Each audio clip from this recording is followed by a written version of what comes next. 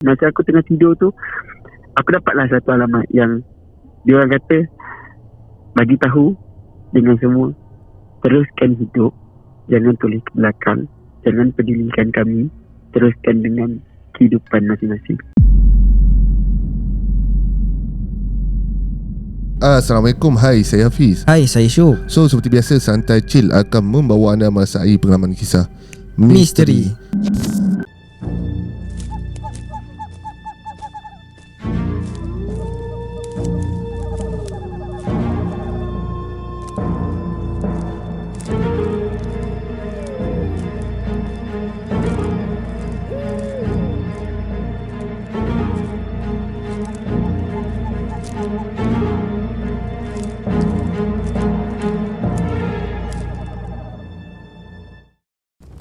Bismillahirrahmanirrahim. Innahu yarakum huwa wa qabiluhu min haythu la tarawnahum. Inna ja'alna asy-syayatina awliya'a lilladhina la yu'minun. Sesungguhnya syaitan dan kaumnya melihat kamu dengan keadaan yang kamu tidak dapat melihat mereka. Sesungguhnya kami telah menjadikan syaitan-syaitan itu teman rapat bagi orang-orang yang tidak beriman. Okay guys, hari ni dapat tris lepas korang komen. Aku baca banyak betul. Ya, betul. Jadi bersama kita siapa, tentulah seperti nama yang tertera di tajuk, Abu. Sangat popular dan kami pun sentiasa menantikan sambungan ceritanya. Walaupun ramai komen, memang ramai yang menantikan cerita dia, sebab cerita ni antara yang terunik dan antara yang lain pada yang lain lah. Jadi sebelum tu, yang mana tengah tengok ni, jangan lupa like, share dan subscribe. Yang mana dah subscribe, thank you so much. Dan pada korang yang mana ada social media seperti Instagram dan juga TikTok, boleh follow kami dan juga dropkan komen tanda sokongan anda. InsyaAllah kami akan buat yang lebih baik pada masa akan datang. Dan pada korang yang mungkin ada cerita nak kongsi dengan Santai Chill, dekat mana tempatnya, boleh tekan link WhatsApp dekat description dan beritahu korang ada cerita seram nak kongsi dengan Santai Chill. Betul. Macam korang tahu, 2 part telah dicerita. Aku kata senang cerita, video-video dia 2 part ni komen sampai 500-600 dan macam-macam komen aku baca. Nah, kadang tergelak juga. Tapi tak apa, kita nak, orang kata nak perkenalkan diri, semua dah kenal. Tapi tak apalah, kita nak bertanya khabar dulu. Assalamualaikum, Bu. Waalaikumsalam. Apa khabar, sihat? Dia kurang sihat lah sebab 23 bulan jadi suara hilang sikit. Yalah. Dengan sekarang cuaca tak menentu kan. Betul, banyak main salji. Ya, betul. Ada check ni, sebab sekarang ni kita tengok trend peningkatan COVID ni membimbangkan juga. Betul. Jadi risau jugalah. Semoga dalam keadaan baik-baik je lah. Okay, Bu. Jadi kalau kita tengok dalam ruang komen, dalam previous video part 1, part 2 kan, biasalah kadang-kadang kita dah explain pun orang masih sama kan. Betul. Cakap benda sama. Jadi kita abaikan komen-komen yang kurang membina kan. Cuma mungkin kita ada jugalah persoalan-persoalan yang mungkin Abu boleh beri jawapan. Kalau pada yang penonton baru tengok, jadi Abu ni cerita apa, boleh pergi part 1, part 2. Kat sana lebih jelas ceritanya. Sebab kalau korang lompat terus ke part 3, rasanya korang takkan faham. Betul. Okay. So kat masa macam mana kat komen macam-macam lah. Betul kan. Komen yang kita lihat, antara yang komen pisah yang kau tengok, apa yang kau teringat? Dia aku yang positif aku tak kisah sebab benda tu biasa. Tapi yang negatif tu buat aku kadang tak faham kat mana yang kau tak faham cerita tu kan. Yang paling terkesan bagi aku sebagai aku host pun aku rasa terkesan dan malu sebab ini tetamu. Orang kata kembalilah kepada kajalan. Okay, itu komen siapa? Aku kurang dapat view. Dia banyak orang komen, kau dah syirik ni, kau dah ni jauh sangat kau terpesong kau ni, kau dah akidah kau dah rosak.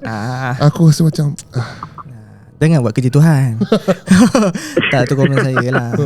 Okay, dia awak tak berada kat tempat Abu. Dan Abu pun cerita kan, sebabkan dia dah berfikir semula. Dan memang kita tahu yang kita ni berbeza alam, memang tak boleh disatukan. Cumanya bila dalam situasi macam ni, dia kena Yalah, kita bincang tentang adab, kita bincang tentang apa yang dah jadi. Dia pun dah berpisah dah pun. Kan. Jadi tentang hukum hakam tu aku tak nak Betul. cakap sangat lah. Kan. Kita serahkan lebih yang pakar. Daripada yang nak percaya atau tak percaya, itu terpulang. Betul. Kita hanya berkongsi sahaja. Okey. Baik Abu. Jadi untuk hari ni Abu, mungkin ada ke Abu nak explain ataupun nak ke next story? Aku akan, dia tak ada kena-mengena lah dengan yang dekat, kira orang kata aku punya side yang si puteri ni lah. Cuma dia berkenaan dengan keturunan dia lah. So untuk hari ni masih dalam topik cerita bunian Ya betul. Okey, baik Abu. Okey, jadi tanpa membuang masa, kita nak dengarkan cerita hari ni. Jadi dipersilakan cerita yang pertama. Okey, Assalamualaikum. Waalaikumsalam. Hari ni aku nak cerita pasal penampakan bunian yang terjadi lah. Lepas daripada bunian yang aku nampak itu puteri, tapi ada segelintir bunian yang menampakkan diri dia jugalah. Okey, cerita dia bermula dalam tahun lebih kurang 2000 berapa aku dah lupa lah, 14 atau 15 lah. Aku ni bukan seorang yang memang suka orang cakap aktiviti camping apa, aku tak suka. Aku tak minat benda tu. Tapi lepas dipaksa dengan kawan-kawan dekat tempat kerja untuk aku cukupkan kursus dalam masa setahun, aku terpaksa pergi. Okay, untuk kali ni aku masuk dekat satu air terjun dekat area Johor lah. Kalau dekat area Johor ni memang ada satu ataupun dua je lah air terjun. Aku tak nak mention mana-mana air terjun. Sekejap lagi ada pula orang yang pergi lah air terjun tu mengharapkan benda yang sama. Okay. Pada mulanya aku masuk hutan. Hari tu dia starting dengan jaga trekking siang. Siang tu jaga trekking untuk kita redah hutan bagi apa semua. Aku memang tak minat lah sebab benda ni. Satu, aku ni penakut lintah, penakut dengan pacat. Bila pacat lekat kat saya, aku boleh lari 100 meter lah tanpa memandang ke belakang. Okey. Tapi nak tak nak aku buat juga, aku ikut jaga trekking tu. Tapi dalam masa jaga trekking tu, tiba-tiba versi aku kata kita akan pecahkan kepada 5 kumpulan. Jadi satu kumpulan akan ada 3 orang. Jadi aku ni dekat dalam kumpulan aku ada seorang akak ni dan seorang abang. Jadi aku seorang lah, ada 3 orang. Yang abang ni dia boleh baca map dan akak ni dia macam orang kata dia biasa-biasa je lah. Tahulah perempuan yang biasa kerja office and then tiba-tiba nak masuk hutan, tak pernah buat aktiviti rasak. Okay. Masa aku tengah berjalan dekat dalam hutan tu, aku nak cari tempat pada apa semua, nak cari orang kata, nak cari jalan keluar lah dengan kita panggil abang ni Abang Farid lah. Okay, Farid ni dia tengah tengok map. Dia baca map dengan baca kompas untuk tahu kedudukan dekat mana dan dekat mana jalan keluar. Masa dia tengah-tengah tengok map tu, dia jalan ke depan. Jadi tinggal aku dengan kita panggil Akak Farah. Okay. Akak Farah ni tinggal dengan aku. Jadi masa aku tengah borak-borak dengan Kak Farah ni, bercerita pasal kerja, bagi apa semua, tanya dia pernah masuk hutan dekat dia, kat tak pernah apa semua. Sambil-sambil aku bercerita tu, aku dengar macam ada orang panggil nama aku tau. Dia panggil nama aku, macam daripada jauh. Aku macam, siapa ya? Aku macam biarlah, baiklah. Tapi suara tu dia makin lama makin dekat. Aku tanya Kak Farah, Kak, akak ada dengar something tak? Dia cakap, tak ada pun. Sepi biasa lah, bunyi burung-burung ni dia kata. Aku macam okey tak apa, macam-macam abaikan benda tu. Okay, jadi benda tu berlalu macam tu, macam biasa je. Jadi lepas Abang Farid aku jalan, dia dah jumpa direction nak pergi ke mana, kita pun ikut. Sambil aku jalan tu, aku dengar ada orang ada tapak kaki dekat belakang aku. Macam sama berjalan dengan kita orang berhenti, dia tu berhenti juga. Aku jadi macam aku toleh belakang sebab aku selalu belakang. Akak Farah duduk tengah-tengah, Abang Farid kat depan. Aku toleh belakang, tengok tak ada apa. Tengok ranting jatuh ke apa ke, tak ada. Aku tengok mana tahu Casey nak kenakan aku ke, nak buat prank ke, tunjuk kat semak-semak. Tak ada, memang tak ada. Jadi aku pun abaikan juga benda tu. Jadi aku teruskan jalan sampailah dekat tapak khemah. Bila sampai dekat tapak khemah, aku ditempatkan dengan seorang MA. MA ni dia satu kemah dengan aku, tapi MA ni fahamlah, MA ni dia bukan spesies yang suka sama jenis, tapi dia lembut, dia soft boy. Tapi dia memang dia jantan lah. Cuma dia soft je lah. Jadi aku pun pacak kemah dengan dia sampailah malam tu. And then lepas maghrib kita orang kena undi untuk apa orang panggil kalau berjaga malam tu, untuk sentry. Sentry untuk malam. Jadi kat situ ada lebih kurang dalam, tak silap aku ada dalam 20 ataupun 18 biji kemah macam tu. Kemah aku paling hujung sekali dekat dengan anak sungai. Yang lain semua sebelah atas, aku dekat paling hujung. Jadi aku sentry, perlu sentry start daripada pukul 12 malam. Aku dengan si MA ni je lah. MA ni kita panggil nama dia Ali. Okey. Aku dengan Ali ni memang dekat tempat kerja pun memang dah rapat. Sebab ada orang kata adalah aktiviti yang kami buat sekali. Tapi dekat dalam camp ni pun kita orang makin rapat. Jadi malam tu kita orang duduk borak macam biasa. Pukul 11.30 malam macam tu orang semua dah tidur dah. Semua orang dah tidur. Jadi memang dah sunyi sepi. Dan aku tengok jam dah dekat pukul 12. Aku cakap dengan Ali, jom kita keluar, kita lepak kat luar, kita buat air dulu ke apa ke. Jadi kita boleh teruskan kita punya sentry. Sebelum aku keluar tu, Ali dah keluar dulu. Dia dah berjalan dulu. Masa aku tengah-tengah nak keluar, aku buka kemah aku.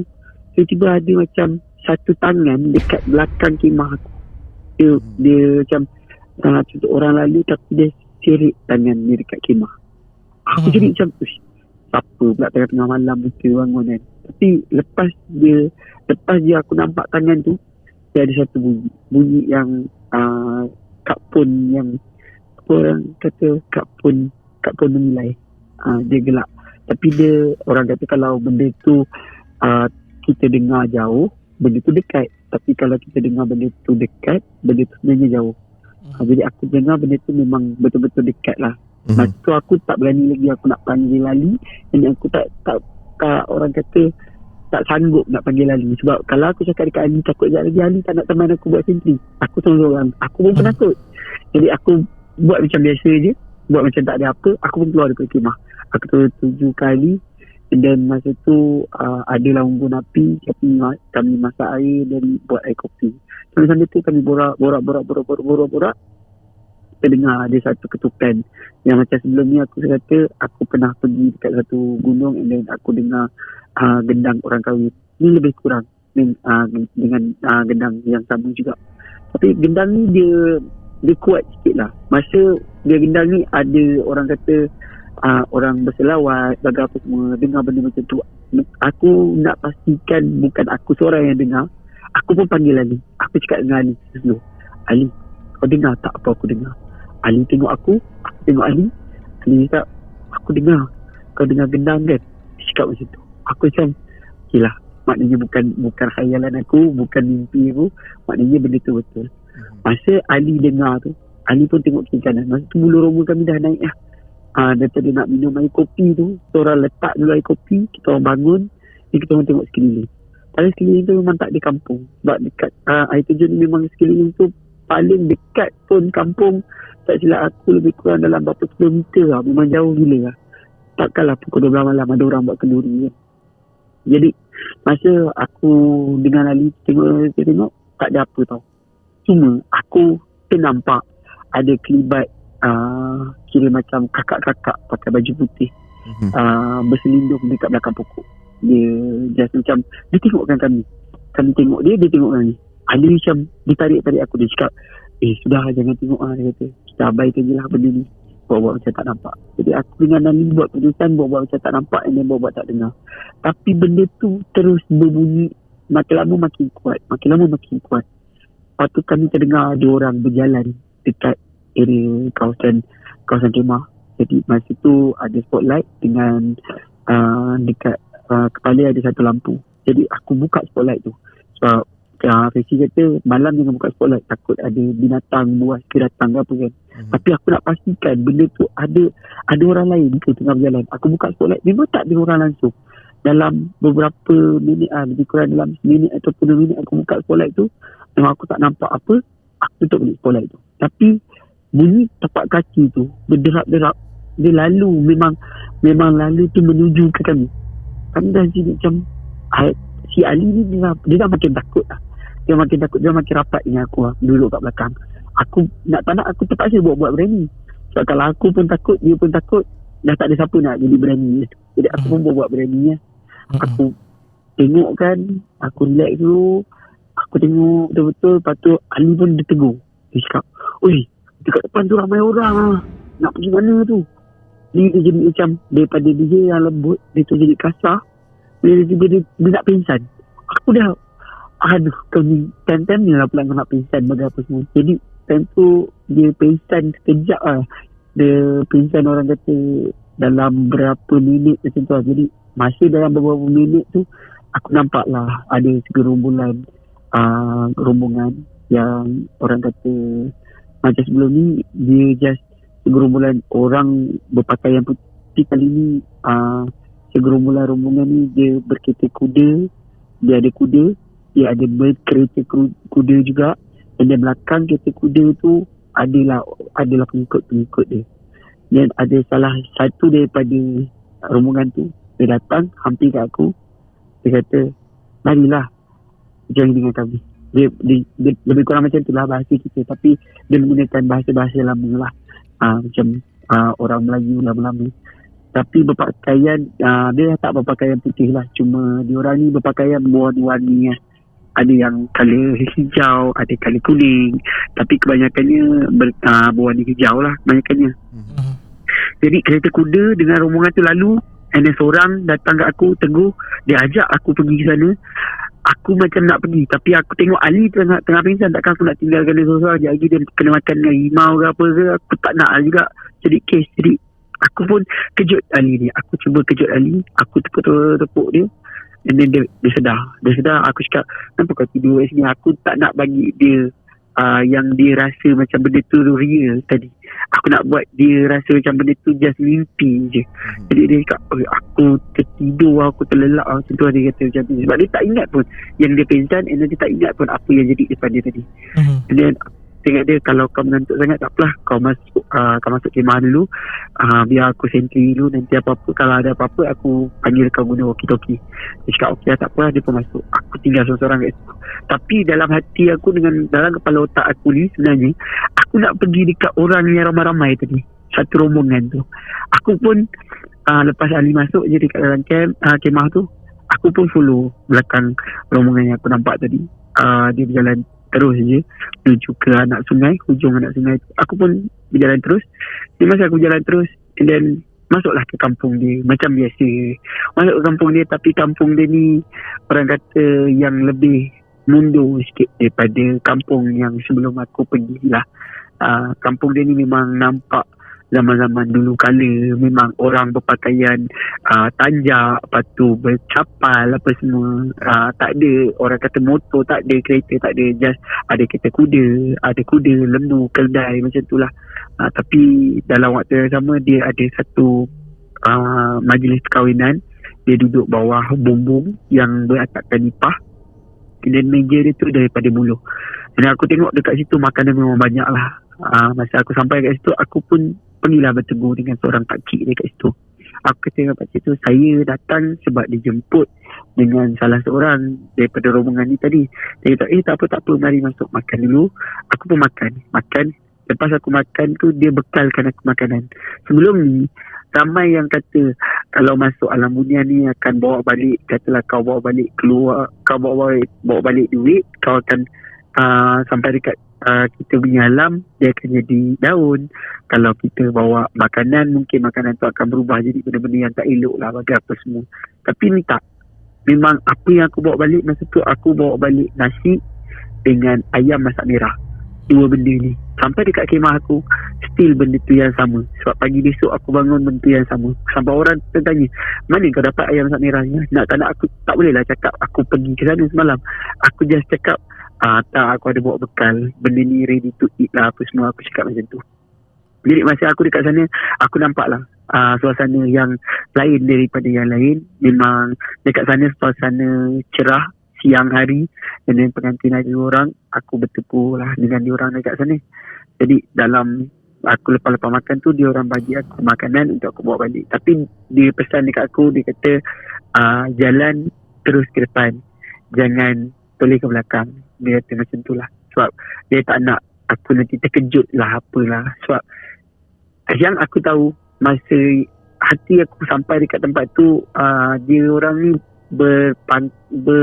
orang kata macam ni, berkasta rendah, tapi bukanlah daripada golongan-golongan yang terlampau baik. Dia orang ni ada setengah yang tak berapa baik. Jadi dia orang tak menunjukkan rupa sebenar dia orang lah dekat sana. Itu satu lah. Itu first cerita aku tentang Munian untuk malam ni. Baik. Okey, masa kau dekat sana, adakah kau bertanya ataupun dia bertanya kau kenapa tuan hamba ada ke sini? Ada tak? Tak, dia cuma tanya macam mana boleh sampai sini. Aku pun just jawab lah, tadi ada daripada rombongan ni ajak aku seorang, ajak aku untuk datang makan kenduri. Aku pun teringin lah nak pergi makan kenduri. Diorang, sebab diorang kata diorang macam pernah tengok aku, tapi diorang tak ingat dekat mana. Itu je. Jadi aku cakap macam tu je lah. Jadi diorang tak tanya banyak, dan aku terus pergi makan macam biasa lah. Faham. Yelah, macam kita kadang tetamu pelik-pelik kita akan tanya kan, dari Betul, mana betul. ada kenal tamu pengantin lelaki ke perempuan? Betul. Ada tak diorang tanya? Tak ada. Memang tak ada. Memang tak ada siapa pun tanya. Dia just tanya daripada mana, ada siapa yang jemput. Aku just jawab macam tu. Dia orang bagi makan macam tu. Sebab adat dia orang kat sana, kalau siapa tetamu, tak kira lah kenal ataupun tak kenal, kau datang majlis, memang dia orang akan bagilah makan. Macam tu. Okey, baik. Dan diorang tahu yang kau sebenarnya adalah manusia?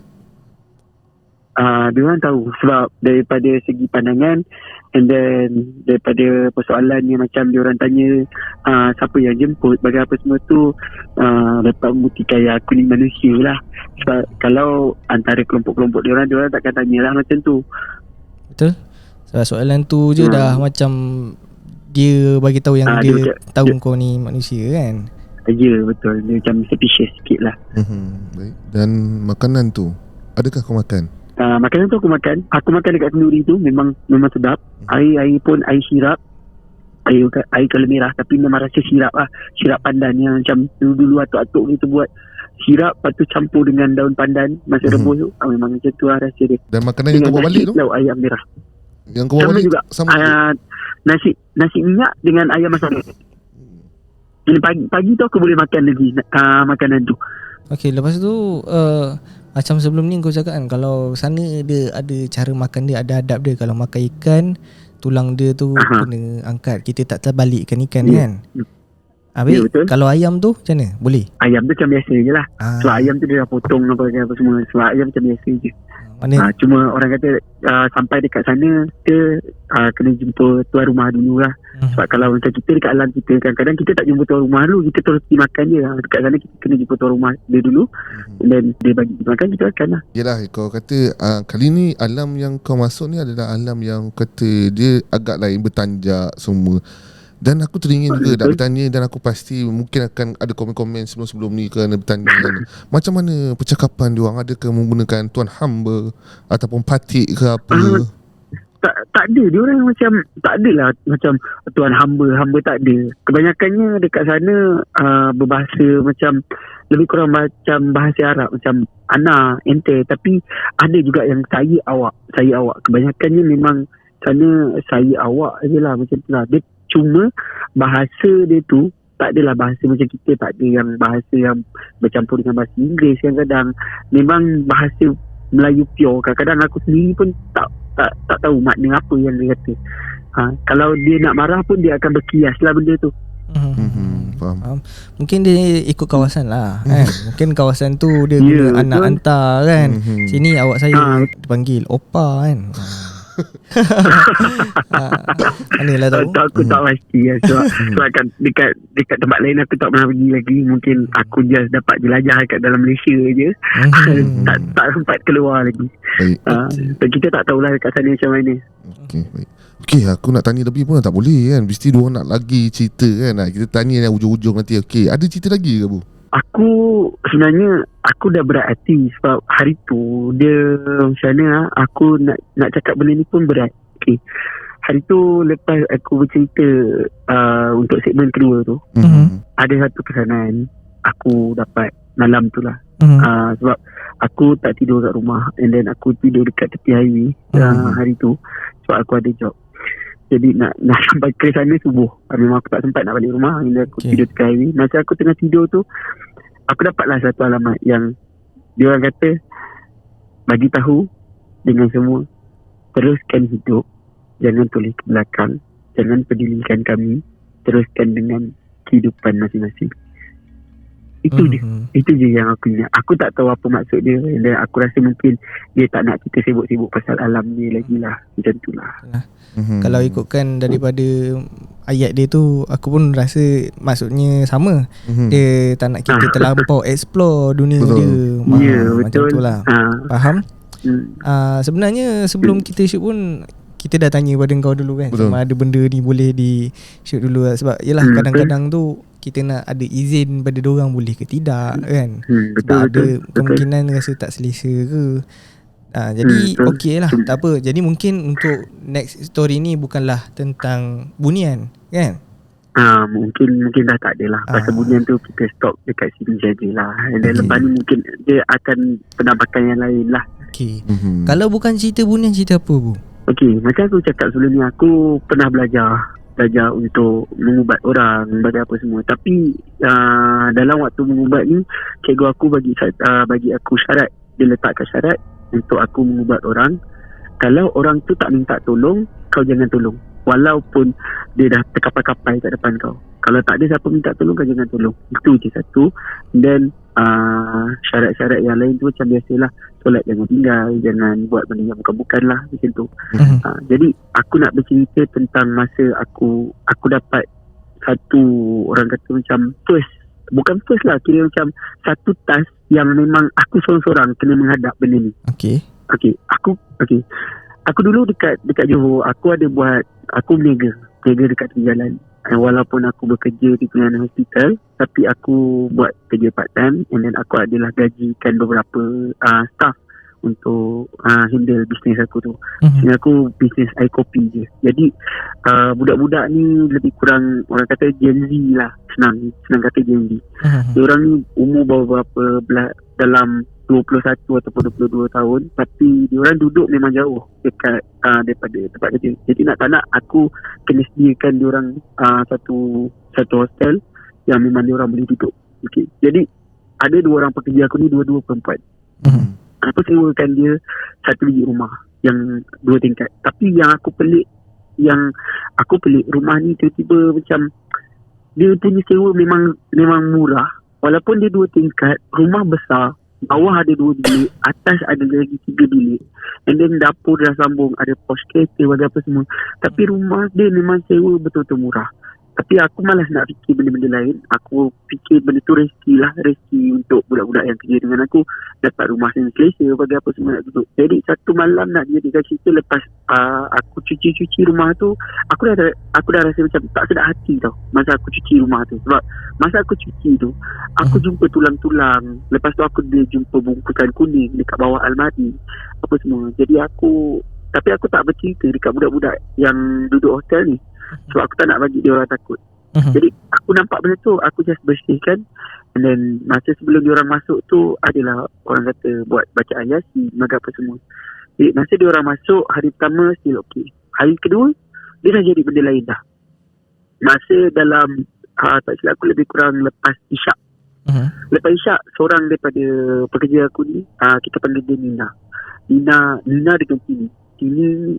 Nina ni call aku.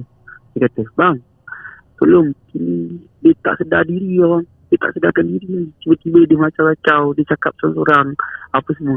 Aku jadi macam tak sedar hati. Kenapa dah jadi macam ni? Sebab rumah aku dengan hostel ni memang dekat je lah. Dia kurang dalam 500 meter macam tu je lah. Aku pun pergi. Masa aku sampai je depan rumah tu, aku ternampak ada satu lembaga putih yang tengah bersidai dekat dia bukan bersidai, dia kira macam dekat balkoni ada satu cermin kaca, sliding door. Dekat situ lembaga putih tu berdiri. Dia tengokkan aku masuk ke dalam rumah. Aku dah macam tak apa, aku biarkan dulu. Aku masuk rumah, aku tengok TV dah macam kacau dah. Dia dah cakap bukan-bukan lah. Dia kata, kau keluar dari tempat ni, aku tak suka kau pengotor bagi apa semua. Aku pun tanya dekat Nina, apa yang jadi sebenarnya, macam mana boleh jadi benda ni. Dia kata masa maghrib Tini ni pergi mandi, tapi lepas dia orang azan, kira macam tengah-tengah pertengahan orang azan tu, dia menjerit dekat dalam bilik air. Dia menjerit saya tiba-tiba, dan dia cakap dia takut. Dia keluar daripada bilik air, dia menggigil, dia takut, and then dia tertidur. Dia macam tertidur ataupun pingsan lah, Nina kata macam tu. Lepas dia bangun balik, dia still takut, and then menggigil, dia takut. And then sebab itulah si Nina dipanggil aku. Masa aku pergi, aku tengok Tini ni memang dia kata, dia memang macam teruk lah, dengan mata yang mata dah merah, mata tak berkedip langsung, air liur meleleh-leleh lah. Lepas tu selamatlah Nina ni dia dah sempat pakaikan si Tini ni baju lah macam apa semua, sebab dia kan masa-masa bilik air pada apa semua untuk mandi. Jadi dia pakaikan baju yang sopan sikit. Lepas tu aku cakap dengan Nina pergi cari telekung, baju dia pakai telekung. Bila pakai telekung makin jadi lagi seram pula si Tini ni. Telekung kalau putih, lepas tu dengan mata yang tak berkedip, dia punya idea tak berhenti meleleh. Aku cakap uish, makin seram pula dia ni. Lepas tu aku cakap dengan Nina bawa turun Tini kat bawah. Kita buat dekat hall. Masa ni lah aku call kawan aku ni, dia bukan dia tak boleh mengubat, tapi dia ada dalam bidang persilatan dia untuk perubatan Islam, cuma dia tak boleh mengubat orang lah. Jadi aku panggil dia untuk backup aku. Masa dia sampai je dekat rumah tu bagi apa semua, dia dah bawa apa yang aku minta tu. Dia dah bawa, aku minta dia bawa minyak kasturi, dengan aku minta dia garam kasar, korang panggil lada hitam. Aku minta 3 barang tu, dia bawa barang tu 3. Dia masuk dalam rumah tu, Tini lagi menjerit terlolong. Cakap, kau keluar, aku tak suka kau jahat, apa semua dia cakap macam tu. Aku dah jadi macam pelik. Tak apalah, aku cakap dengan kawan aku ni, okay, kau pergi azan. Masa dia azan, dia tengah-tengah azan dekat tengah-tengah rumah ni, si Tini ni berlari dengan pakai telekung dan macam you-on, naik tangga, naik pergi tingkat atas. Terus tingkat atas tu daripada terang benderang, lampu tu terus termati. Aku tak tahu, mungkin dia trip sebab ada cicak mati ke apa, aku tak tahu. Tapi memang dia terus trip kat atas tu, memang trip. Gelap gelita. Aku cakap dengan kawan aku, jangan berhenti azan je.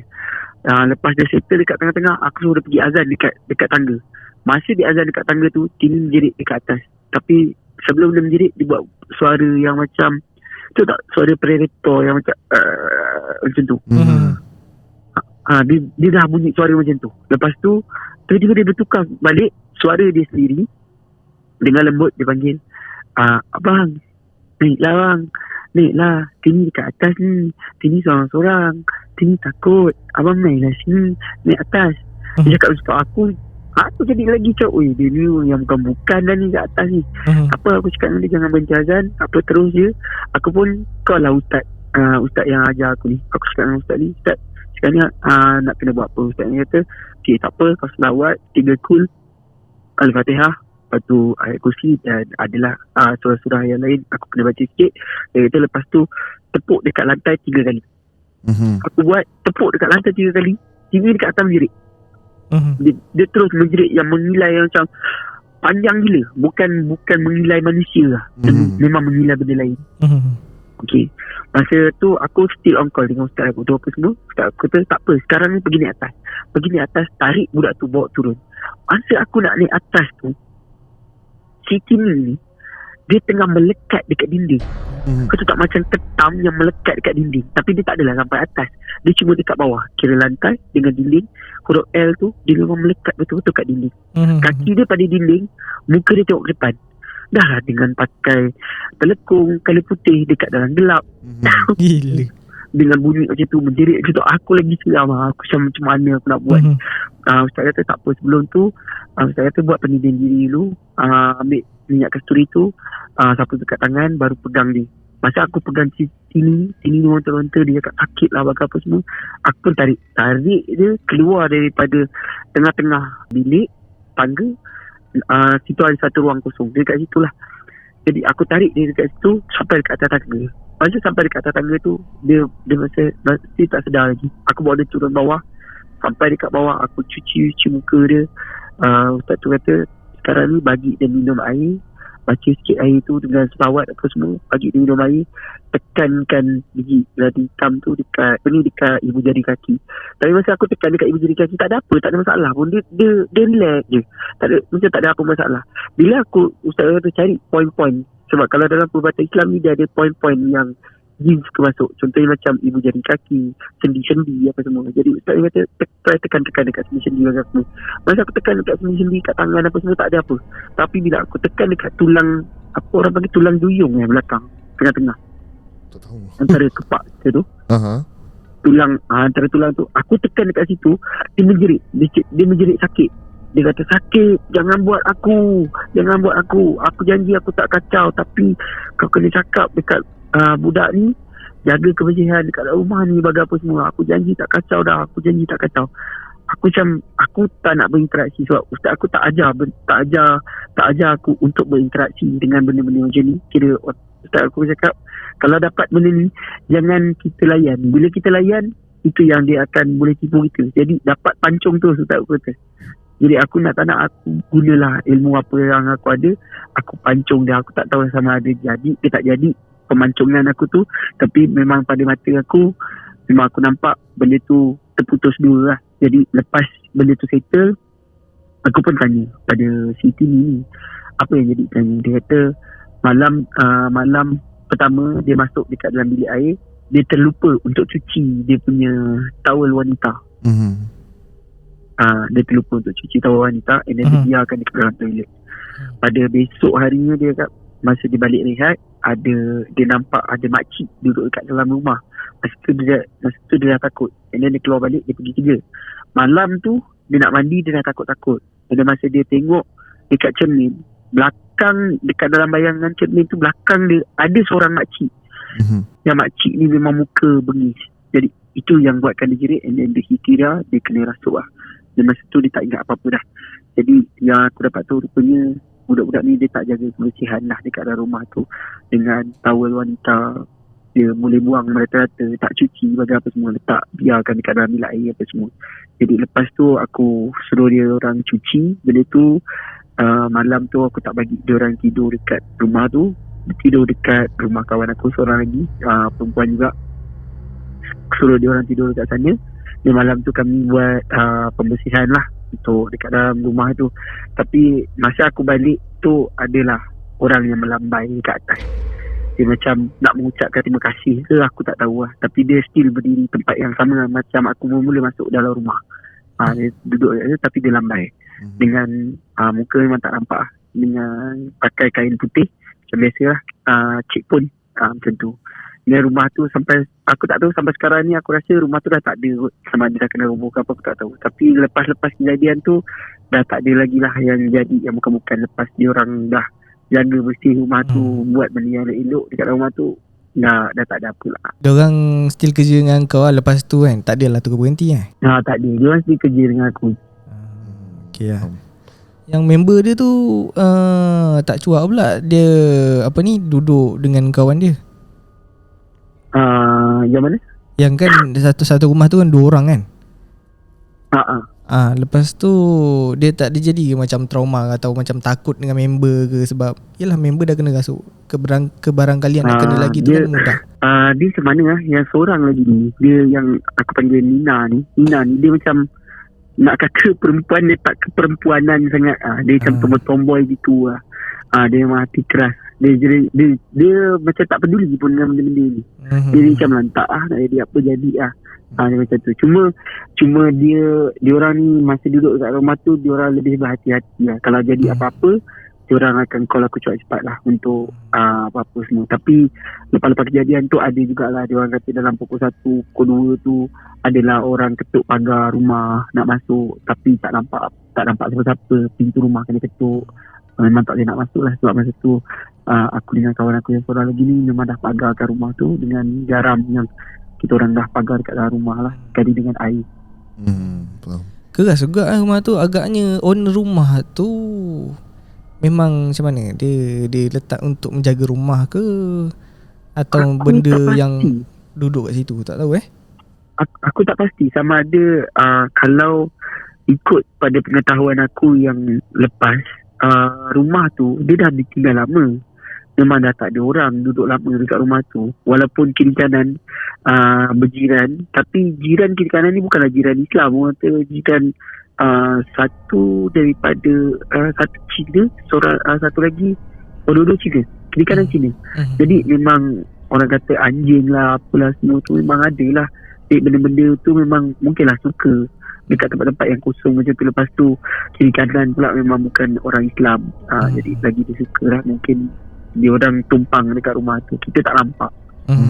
Tapi yang bungkusan kuning bagi apa semua tu aku tak tahu. Aku tak dapat penjelasan lah. Bab tu aku tak dapat penjelasan. Cuma benda tu aku just ambil and then bakar je lah. Baik. Okey, cerita kedua ni aku tak ada benda nak tanya. Cuma isu yang sama, kebersihan mengenai tuala wanita ataupun pads ni. Aku pun nak ulang pun dah tak payah nak tahulah. Semua penonton perempuan pun dah faham lah. Macam mana dia bersihkan benda tu kan. Isu dia sama, benda tu suka dengan kotor tu. Jadi bersih lah. Baik. Okey, kau ada apa boleh tanya? Aku tak ada, sama je. Bila masuk ke satu tempat atau rumah baru ataupun ruang baru, lebih baik untuk baca Yasin dulu lah. Baca Yasin, lepas tu baca doa lah, bagi salam apa yang patut. Dan terutamanya kebersihan. Itulah yang selalu diulang-ulang kan. Dan rasanya tak ada benda lagi yang ditanya. Cerita cukup jelas. Dan satu pengalaman yang baik pada mungkin ada budak-budak yang baru lepas SPM, lepas ni kan, nak cari kerja, nak menyewa rumah ataupun duduk rumah baru.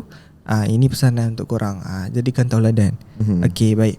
Jadi terima kasih kepada Abu kerana sudi berkongsi untuk part 3 ni.